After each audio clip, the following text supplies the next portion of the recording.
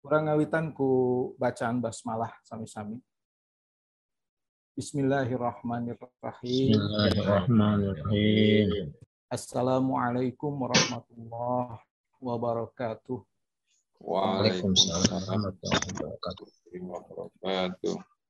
Alhamdulillahilladzi ahraqal quluba awliyaihi binari mahabbatih.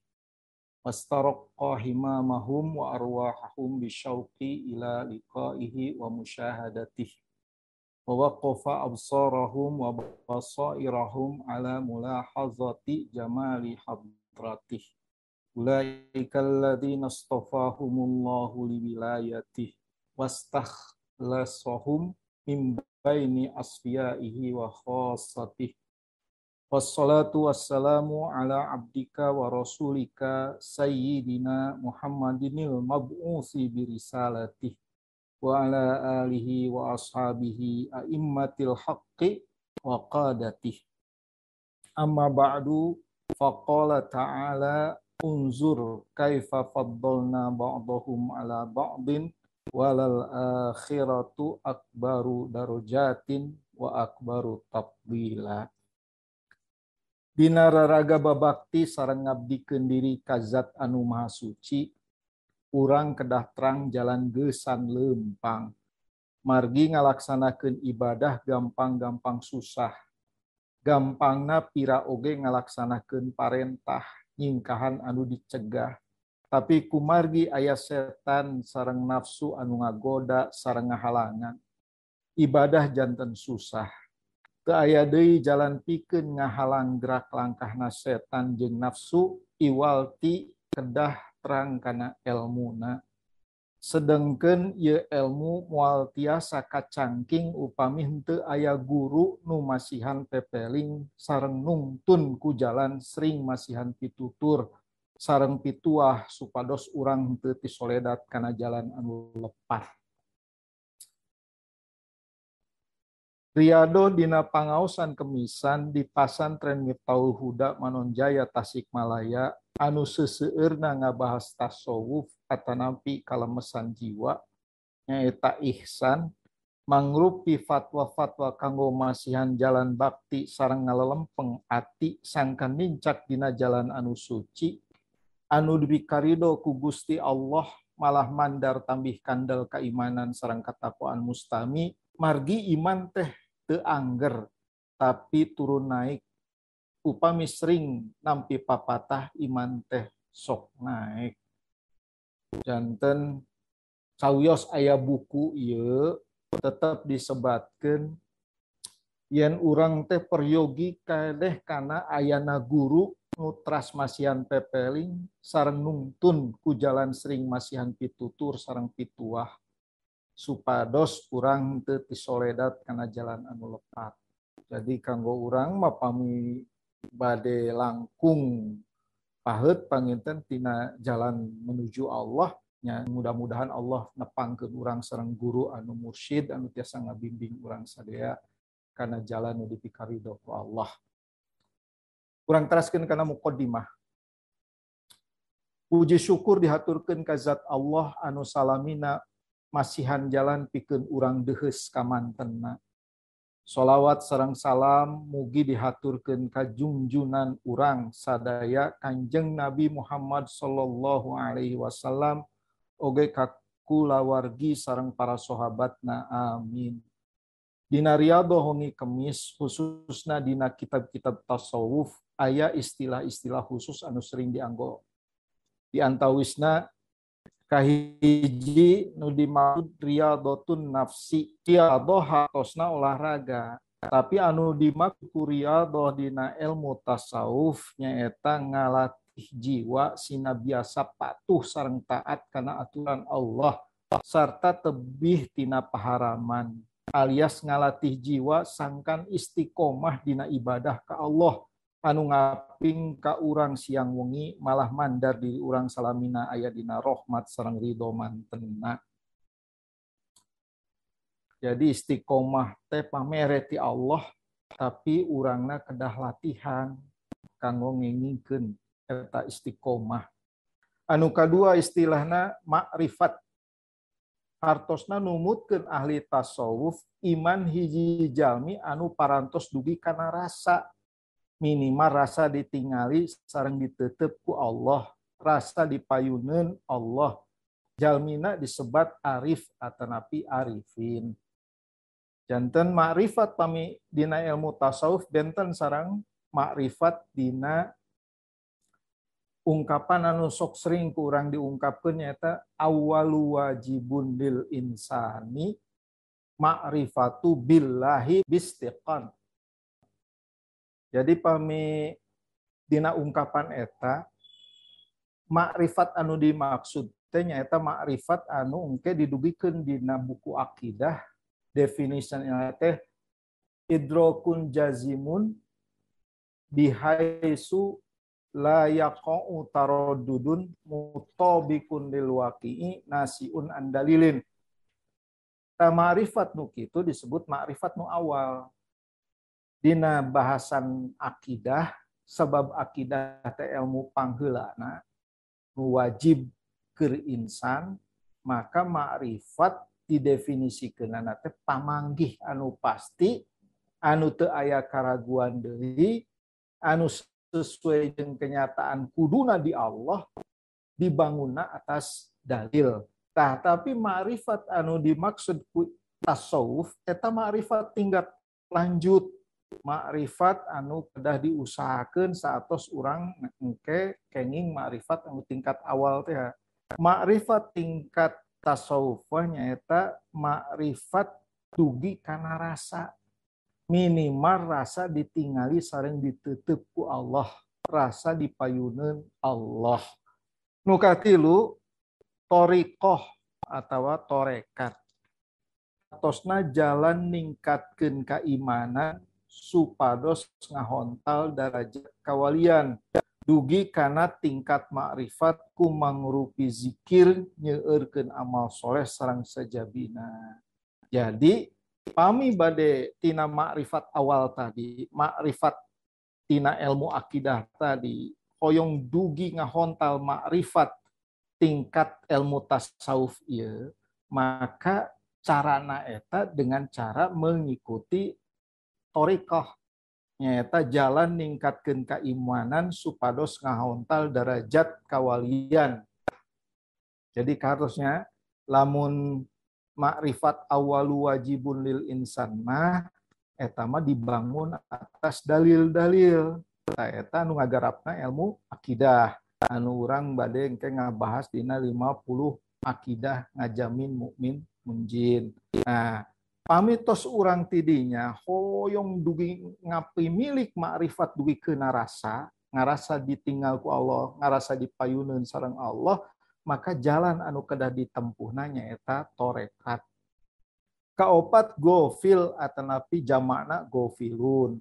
Hartosna jalmi anu ibadah ka Allah tapi manahna malaweung, manahna teu ngiring ibadah, hilap kanu nyiptakeun, henteu gaduh rasa ditetep sareng ditinggal ku Allah. Jongjon tonggoy ngumbar rasa ari badan mayun ka Allah, tapi manahna cusos kaditu kadieu. Allah. Satrasna mubtadi atanapi mubtadiun, jamakna mubtadiun. Hartosna jalmi anu diajar ibadah. Tur ibadahna ikhlas karena Allah. Namun aya kasieun upami dirina henteu ibadah, sieun henteu dirahmat ku Allah di dunia. Peda sok aya karaosna upami henteu tahajud misalna, sok rada seuseut rizki sareng sajabina, janten ku ibadahna aya maksad sejen nyaeta hoyong hasil maksad dina masalah dunia. Anu saterasna nyaeta abidun, nyaeta jalmi ahli ibadah. Tur ibadahna ikhlas karena Allah. Namun dibalik eta dirina miharep kana ganjaran ukhrawi sapertos hoyong ganjaran surga sareng sieun siksa neraka. Janten ieu perjalanan dina torekat aya jalmi anu masih gofil, aya jalmi anu masih ibadahna ka Allah tapi hatena teu milu ibadah, hatena malaweung ka mana-mana. Teras aya oge jalmi nu tingkatan leuwih luhur tibatan gofilnya eta mubtadi, jalmi anu diajar ibadah ikhlas karena Allah tapi boga pamaksadan duniawi ku ibadah. Nah, teras dina ningkatkeun dina torekat teras kana abid. Ti abid mah jalmi nu ahli ibadah tur ikhlas karena Allah tapi miharep kana ganjaran ukhrawi. Tingkatan salajengna disebatna arif atanapi arifun. Jadi di torekat aya anu gofil, aya nu mubtadi, aya nu abid, aya nu arif. Nu arif hartosna jalmi anu makrifat, anu imanna tos dugi kana salah sawios tingkatan iman anu tilu nyaeta hiji imanna tos dugi kana iman ilmu yakin.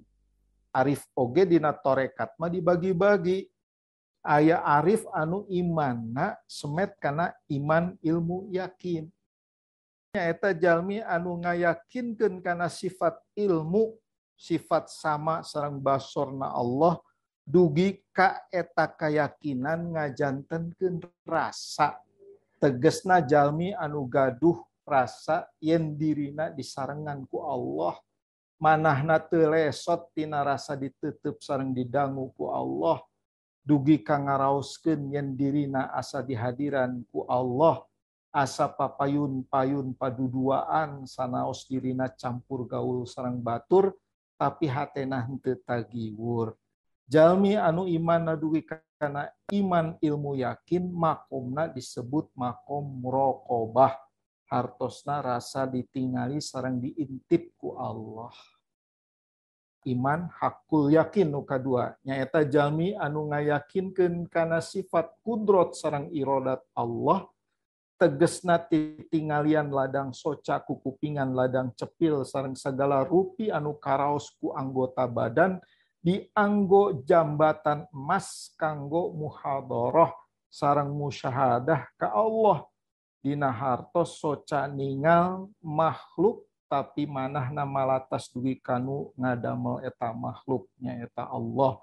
Socana ningali kana tapak kudrot Allah sapertos ningali gunung, ningali tatangkalan sareng sajabina, tapi manahna malatas tafakur dugi ka Allah nu ngadamelna. Jalmi anu kieu makomna disebut makom musyahadah, hartosna rasa dipayunan papayun-payun sareng Allah. Jadi tina makom muraqabah anu imanna iman ilmu yakin, teras kana makom musyahadah nyaeta imanna iman hakul yakin. Lamun Allah ngersakeun tina riyadhah urang sareng tina torekat anu ditempuh ku urang bakal dugi kana iman ainul yakin. Nyaeta jalmi anu ngayakinkeun kana sifat hayatna Allah dugi kagaduh rasa anu hirup teh mung Allah wungkul sadaya makhluk teu aya teu kabandungan ku hatena da anu aya mangan Allah wungkul tegesna manahna henteu tiasa ngabandungan kana gerak-gerik makhluk margi kahalangan ku eling ka kholikna. Jalmi anu karanjingan ku sifat hayat calik dina makom fana. Jalmina disebut wali madzub. Sadaya mukmin kedah ngusahakeun sangkan imanna ningkat dugi kana tingkat makrifat. Boh dugi kana iman ilmu yakin makom muraqabah atanapi iman hakul yakin makom musyahadah. Namun nah ieu catetan teu kenging malih di dalam kurung disebutkan haram ngusahakeun dugi ka iman ainul yakin atanapi makom fana alias ngusahakeun janten wali madzub. Margi wali madzub mah tos teu emut kana syariat kahalang ku eling ka kholikna, tapi nu haram teh ngusahakeunana atuh upami dipasihan langsung ku Allah mah sae kabina-bina. Kadalapan aya istilah salik, jamakna salikun. Hartosna jalmi anu nyukcuk kana jalur kamakrifatan. Boh ku jalan istiqomah dina ngalakonan amal ibadah, atanapi ku jalan tafakur sareng tazakur, nyaeta zikir. bari dirina miharep hoyong dipasihan makrifat ku Allah. Jadi anu tadi teh dimimiti gofil, mubtadi, teras abid, teras arif, eta sadayana disebut salikun. Lamun nyukcukna galur torekat eta teh miharep dipasihan makrifat ku Allah. Jadi dina torekat teh selain tadi aya jenjangan-jenjangan orang timimiti gofil dupi ka arif, aya oge istilahnya dilihat dari dia menginginkan apa dalam perjalanan itu. Jalmi dina tingkatan perjalananana menginginkan mendapat makrifat ti Allah namina salik. Tapi jalmi anu teu hoyong makrifat keur anjeunna manu penting ridho Allah maka disebut murid atanapi muridun. Hartosna teu benten sareng salikun nyaeta anu ngalakonan amal bari ikhlas karena Allah. Namun muridun mah henteu gaduh maksad sareng tujuan angin palai ridho Allah hungkul sanes palai ma'rifat. Da ka ma'rifatan mah mangrupikeun nugraha nu dipasihkeun ku Allah langsung ka abdina anu dipicinta ku anjeunna. Atuh teu ma'rifat teh teu doraka, anu doraka mah nu teu istiqomah dina ngalakonan ibadah. Janten anu dipentingkeun ku para muridun mah ngusahakeun sangkan dirina istiqomah dina ngalaksanakeun tugas sareng parentah. Nah, terus aya nu ka-10 nyaeta ahli hikmah jamakna hukama. Ari hartos hikmah nyaeta adil, hilim, jatnika.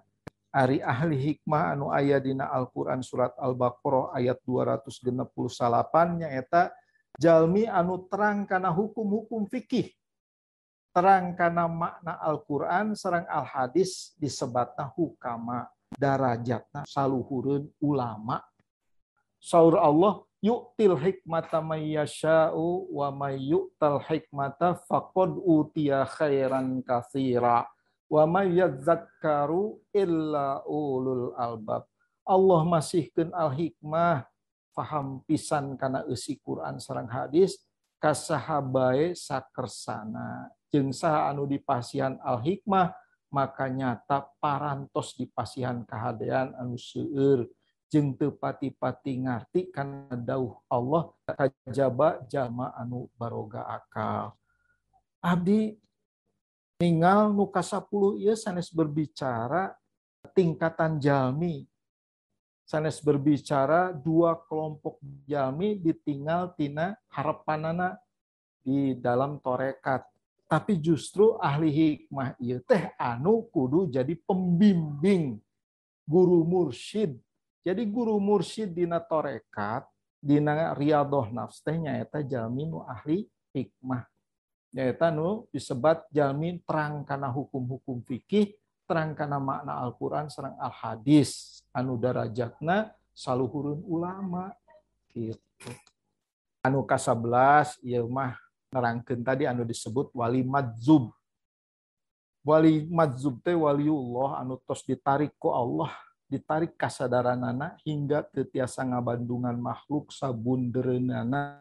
Tos teu aya kasieun sanajan kabeh manusia aya dina kasieun. Teu aya kana langsaan sanajan kabeh manusia keur aya dina kasedih jeung kana langsaan. Nah, sarabdi anu dipilihna teh istilah-istilah anu memang masihkeun ka urang gambaran perjalanan dina memperjalankeun jiwa. Tentu main cokot sagala istilah dilebetkeun. Malih mah dina sakabeh istilah nu aya dina ilmu tasawuf teh mung dicandak 11 jeung sadayana berhubungan tina persoalan ngariyadoh nafsi sareng nyukcuk jalan tina torekat. Janten nyambung tadi teh istilah-istilah tadi teh nyambung. Jadi mulai nyambungna teh tina istilah riyadotun nafs. Riyadotun nafs teh nyaeta ngalatih jiwa sangkan istiqomah dina ibadah. Terus aya makrifat. anu disebut ma'rifatina tasawuf nyaeta imanna nepi ka rasa. Nah, kanggo ngahontal iman dugi ka rasa aya anu disebut torekat. Nyaeta jalan kanggo urang ngalatih diri urang dugi ka kengingkeun ma'rifat cek ilmu tasawuf. Nah, dina jalan torekat eta urang teh berkembang ti mimiti gofil ibadah ka Allah tapi hate teu pernah milu ibadah dugi ka urang janten mubtadi nyaeta jalmi anu diajar ibadah ka Allah bari ikhlas karena Allah ngan masih kene sok kaganggu ku urusan dunia. Tatina mubtadi lamun urang teras mapai toriko teras riyadhah maka bakal nepi kana tingkatan abid nyaeta ahli ibadah tur ikhlas ka Allah tapi ngasih harap ganjaran ukhrawi. Lamun teras diteraskeun dina torikoh riyadhah diteraskeun ku berbagai zikir ku berbagai amalan dibantu ku doa para guru dugi urang kana tingkatan arif nyaeta jalmi anu marifatna tos dugi kana salah sawios iman. Urang tutup ku bacaan hamdalah sami-sami. Alhamdulillah. Alhamdulillahirabbil alamin. Hamdan syakirin, hamdan na'imin, hamdan yuwafi Amin. ni'amahu mazidah. Ya Rabbana lakal Amin. hamdu kama yanbaghi li jalali wajhika wa 'azimi sultanika subhanaka la nuhsi sana'an 'alaika. Amin. Kama afnaita 'ala nafsika falakal hamdu hatta tarda lakal hamdu idza qadita wa lakal hamdu ba'da ridwana daiman. Alhamdulillah. Allahumma salli ala sayyidina Muhammad wa ala alihi wa sahbihi wa sallim. Allahumma inna nas'aluka salamatan fid din wa afiyatan fil jasadi wa ziyadatan fil ilmi wa barakatan fil rizqi wa taubatan qabla al-maut wa rahmatan indal maut wa maghfiratan ba'dal maut. Allahumma hawwin alaina fi sakratil maut wa najjina wa afina indal hisab. Wadkhilna jannata ma'al abrar ya aziz ya ghafar ya rabbal alamin. Amin. Rabbana atina fid dunya hasanah wa fil akhirati hasanah wa qina adzabannar. Wa sallallahu ala sayyidina Muhammadin wa alihi washabihi wasallam. Alhamdulillahi rabbil alamin. Al-Fatihah. A'udzu billahi minasyaitonir rajim. Bismillahirrahmanirrahim. Iyyaka na'budu wa iyyaka nasta'in.